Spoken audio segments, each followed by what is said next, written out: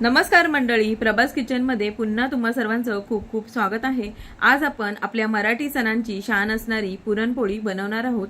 तर काही दिवसांवरच आपला होळीचा सण आलेला आहे, तर पुरणपोळीचा नैवेद्य तर झालाच पाहिजे, पण बरेचदा पुरणपोळी बनवताना कणिक खूप वेळ मळावं लागतं। तर आज कोणतीही जास्तीची मेहनत न घेता पीठ कसं भिजवायचं सोबतच संपूर्ण स्वयंपाक आज आपण बनवतोय। सर्वात आधी पुरणपोळीसाठी डाळ कशी भिजवायची, तर तुमच्याकडे वेळ असेल तर 5 ते 6 तास डाळ भिजवायची आहे। तर 1 वाटी चणा डाळ मी स्वच्छ करून भिजवून घेतलेली आहे।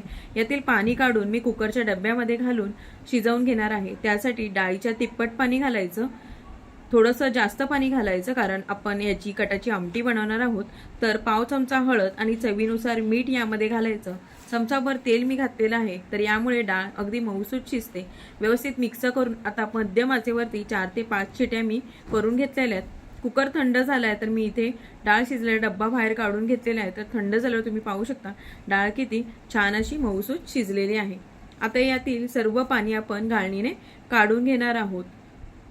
तर व्यवस्थित सर्व पाणी आपण यातलं निथळून घ्यायचंय।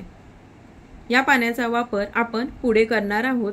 तर शिजलेल्या डाळीतील 2 चमचे डाळ मी बाजूला काढून घेतलेली आहे आणि पुरण बनवण्यासाठी जाड बुडाच्या भांड्यामध्ये पाणी निथळलेली डाळ मी इथे काढलेली आहे। गॅसवरती कढई ठेवून गोडानुसार गूळ आपण यामध्ये घालायचा आहे। गूळ चिरून घालायचा म्हणजे पटकन वितळतो। 1 वाटी डाळीसाठी मी इथे पाऊण वाटी गूळ किंवा थोडासा जास्त तुम्ही इथे घालू शकता। गूळ घातला की मिश्रण पातळ झालेले तुम्हाला इथे दिसेल। आता तळाला न लागता सतत आपण ढवळून घेऊयात। गॅस मध्यम करून व्यवस्थित परतून घ्यायचं। जसजसा वेळ जातो तसतसं मिश्रण घट्ट व्हायला सुरुवात होते। तर स्वादासाठी वेलची, सुंठ, जायफळ वाटून मी घातलेलं आहे। पुरण तयार झालंय हे ओळखण्यासाठी टिप्स पहिली, अशा मिश्रणाचा गोळा तयार होतो आणि टिप्स नंबर दुसरी, तर मिश्रणामध्ये चमचा उभा केलाय तो पडत नाही, असाच उभा राहतो, म्हणजेच पुरण आपलं तयार झालेलं आहे। गॅस बंद करून मी काढून घेऊया। पुरण वाटण्यासाठी आपण चाळण घेतलेले, त्यावरती पुरण घालून ग्लास किंवा तांब्याने हे वाटून घ्यायचं। पाहू शकता मस्त असं सरसरीत पुरण तयार झालेलं आहे। खूपच सोपी पद्धत आहे। आता आपण पोळीसोबत खाण्यासाठी मस्त अशी झणझणीत कटाची आमटी बनवणार आहोत। तर त्यासाठी कढईमध्ये पाव वाटी खोबरं आपण घालूयात। खोबरं अगोदरच मी किसून घेतलेलं आहे। छान असं व्यवस्थित आपण भाजून घेऊयात। स्वयंपाक करण्यासाठी थोडी पूर्वतयारी केली की वेळही वाचतो आणि स्वयंपाक लवकर होतो।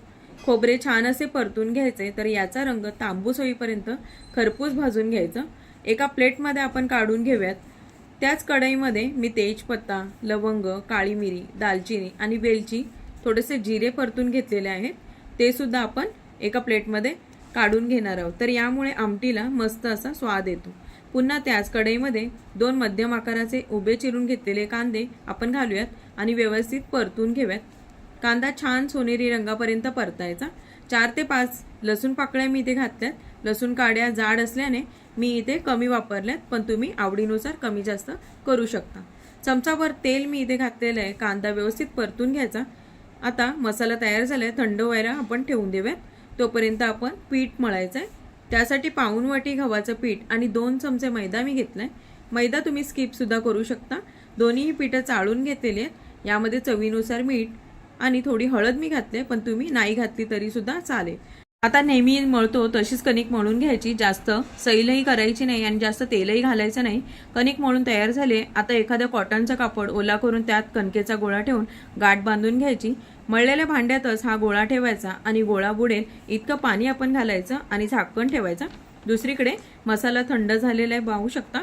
तर वाटून घेऊयात। मिक्सरच्या भांड्यामध्ये मसाला काढून घ्यायचा आणि त्यामध्ये हळद, लाल तिखट, धनेपूड, गरम मसाला, थोडंसं मीठ घालून आपण हे वाटून घेणार आहोत। तर हे मसाले न घालता पण तुम्ही वाटण करू शकता, पण असे केल्याने मसाले छान एकजीव होतात आणि आमटी सुद्धा चविष्ट लागते। त्याच मसाल्यामध्ये मी इथे शिजलेली डाळ जी आपण बाजूला काढलेली आहे ती आपण यामध्ये घालून पुन्हा छान असं व्यवस्थित वाटून घ्यायचं। आमटी बनवण्यासाठी आपण आता टोपामध्ये तेल घालूयात। तर थोडंसं इथे मी जास्तीचं तेल घातलेलं आहे, ते गरम करून घ्यायचं आणि त्यामध्ये कढीपत्ता, ठेचलेले खोबऱ्याचे तुकडे आणि लसूण घालायचं।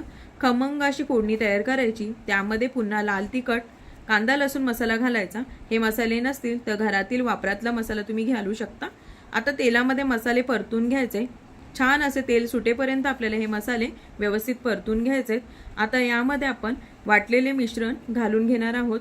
तर पुन्हा आपण हे मसाले मिनिटभर परतून घेणार आहोत. आता जे आपण डाळीचे पाणी बाजूला काढून ठेवले होते ते आपण यामध्ये घालणार आहोत. तर व्यवस्थित असे हे मसाले परतून घ्यायचे. आता यामध्ये आपण हे पाणी घालणार आहोत. आता पुन्हा एकदा आपण हे सर्व व्यवस्थित असं मिक्स करून घ्यायचंय. लागलंच तर तुम्ही इथे या ठिकाणी पाणी वाढवू शकता. आता तुम्हाला ही आमटी किती घट्ट किंवा किती पातळ हवी आहे त्यानुसार तुम्ही कोमट पाणी घालायचं, साधं पाणी घालायचं नाही. आता पुन्हा छान असं आपण व्यवस्थित हे मिक्स करून घ्यायचं आणि ह्याला दणानून अशी उकळी येऊ द्यायची. मस्त अशी कटाची आमटी तयार झाली आहे. थोडेसे मीठ पुन्हा घालूयात. बारीक चिरलेली कोथिंबीर आपण यावरती घालूयात. मिनिटभर आपण ही आमटी छान अशी उकळवून घेऊयात आणि गॅस बंद करायचा. तर पाहू शकता इथे आपली झणझणीत अशी कटाची आमटी तयार झालेली आहे. तर इथे आपली आमटी सुद्धा तयार झालेली आहे. पुरण सुद्धा तयार झालेलं आहे. याआधी सुद्धा आपल्या चॅनलवरती भरपूर अशा व्हेज थाळी मी अपलोड केलेल्या आहेत. तर तुम्ही त्या रेसिपीज आपल्या चॅनलवर जाऊन पाहू शकता. आता इथे कणिक सुद्धा छान भिजली आहे. तर आता आपण दाखवते त्याप्रमाणे यातील पाणी काढून टाकायचं. कणिक काढून घ्यायची. मस्त अशी छान मऊसूत अशी कणिक भिजली आहे. तासनतास न मळता मस्त असं कणिक भिजलंय. तर आता आपण चमचाभर तेल घालून पुन्हा हे व्यवस्थित असं मळून घेणार आहोत. जास्त जोर न लावता मळून घेऊयात. पुरण तयार आहे, आमटी झाली आहे. आता आपण पोळ्या लाटून घेणार आहोत. तर इथे तुम्ही पाहू शकता पोलपाटाला आपण इथे अशा प्रकारे सुती कापड बांधलेला आहे किंवा तुम्ही एखादा रुमाल सुद्धा बांधू शकता. तर यामुळे पोळी व्यवस्थित लाटली जाते. कणकेचा छोटा गोळा घ्यायचा, हाताला थोडंसं पीठ लावून घ्यायचं, खोलगट अशी पारी बनवायची आणि यामध्ये पुरणाचा मोठा गोळा आपल्याला बनवून घ्यायचा आहे. आता यामध्ये आपल्याला तो गोळा अशा प्रकारे भरायचा आहे. अंगठ्याने जी कणिक आहे ती वरती आपल्याला सरकवायची आहे आणि पुरण यामध्ये दाबून दाबून आपल्याला भरायचं आहे. पीठ जर हाताला चिकटत असेल तर कोरडं पीठ थोडंसं हाताला लावायचं आणि कणिक जास्त झाली तर काढून टाकायचं आणि व्यवस्थित असं पॅक करून घ्यायचं. आता आपण हातावर थोडंसं चपटं करून घ्यायचं आणि सुक्या पिठात घोळवून अशा प्रकारे घ्यायचं आणि आता आपण पोळी लाटूयात. पोळी लाटताना अगदी हलक्या हाताने आपल्याला ही पोळी लाटायची आहे. पोळीचे काठ व्यवस्थित असे प्रकारे लाटायचे. काठ जाड राहता कामा नये. पुरण व्यवस्थित पसरून घ्यायचं. बघू शकता असं व्यवस्थित हे पुरण यामध्ये पसरलेलं आहे. तर या प्रकारे पोळी लाटून तयार झालेली आहे. अगदी अलगद हाताने आपण ती उचलून घ्यायची आणि शेकवून घेऊयात. तर मध्यम आचेवरती मी इथे गॅस ठेवलेला आहे. लगेचच पलटून न घेता थोडेसे बुडबुडे आले की आपल्याला ही पोळी पलटून घ्यायचे. आता यावरती तेल किंवा तूप तुम्ही तुमच्या आवडीनुसार लावून घ्यायचं. तर इथे पाहू शकता आपण बनवलेली पोळी छान अशी टम्म फुगलेली आहे. भाजताना जास्त उलटपालट न करता पोळी भाजायची. तर या पद्धतीने सर्व पोळ्या मी इथे बनवून घेतलेल्या आहेत.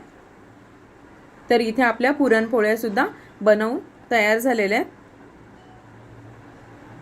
आता आपण दुसरीकडे कांदा भजी बनवण्यासाठी 2 कांदे उभे पातळ चिरून घेतलेले आहेत. त्यामध्ये आपण लाल तिखट आणि थोडी हळद घालूयात. बारीक चिरलेली कोथिंबीर आपण यामध्ये घालायचे. गरजेनुसार बेसन पीठ घालायचे. चमचाभर मी यामध्ये तांदळाचं पीठ घातलेलं आहे. चवीनुसार मीठ घालायचं. हवं असल्यास तुम्ही यामध्ये बेकिंग सोडा थोडासा घालू शकता. आता व्यवस्थित असं आपण हे कोरडं मिक्स करून घेऊयात. कांद्यामध्ये मीठ घातल्यामुळे पाणी सुटतं. तर यामध्ये जर तुम्हाला लागलं तर यामध्ये थोडंसं पाणी घालून याचं बॅटर तयार करून घ्यायचं. बॅटर तयार झालेलं आहे. आता कढईमध्ये तेल मी अगोदरच गरम करून घेतलेलं आहे. तर गरम गरम तेलामध्ये याची आपण भजी बनवून घेणार आहोत. मिश्रणामध्ये तुम्ही आवडीनुसार मिरची, ओवा हे सुद्धा मिश्रण तुम्ही घालू शकता. हाय हीटवर आपण भजी तळून घेणार आहोत. भजी अगदी कुरकुरीत सोनेरी रंगापर्यंत आपण तळून घ्यायची. तर याआधी सुद्धा आपण भजींचे वेगवेगळे प्रकार चॅनलवरती अपलोड केलेले आहेत. तर तुम्ही ते पाहू शकता. आता इथे आपली कांद्याची भजी सुद्धा तयार झालेली आहे. तुम्ही इथे पाहू शकता मस्त असा याला रंग आलेला आहे. आता आपण याच तेलामध्ये पापड किंवा कुरडई तळून घ्यायचे. बघता क्षणी खावासा वाटेल असा होळी विशेष पुरणपोळीचा स्वयंपाक तयार झालाय। ताट वाढून घेऊयात। तर त्यासाठी ताटाच्या उजव्या बाजूला तूप घातलेले दूध, झणझणीत कटाची आमटी, गुळवणी, मध्यभागी भाताची मूठ ठेवूयात। त्यावरती थोडासा आपण सार घालूया। गुळवणीच्या बाजूला पुरणपोळी वाढायची, 2 किंवा जास्त तुम्ही इथे ठेवू शकता। दुधाच्या बाजूला कांदा भजी ठेवूयात, कुरडई ठेवायची। जेवणाची चव वाढवण्यासाठी लिंबाची फोड मी इथे मध्यभागी ठेवलेली आहे। तर तयार आहे आपली महाराष्ट्रीयन स्पेशल सणासुदीला आवर्जून बनवली जाणारी पुरणपोळीची थाळी। आजची रेसिपी आवडली असेल तर लाईक करा, शेअर करा। सोबतच चॅनलवर नवीन असाल तर सबस्क्राईबसुद्धा करा, म्हणजे येणारे रेसिपींचे नोटिफिकेशन तुम्हाला लवकर मिळतील। पुन्हा भेटूया। धन्यवाद।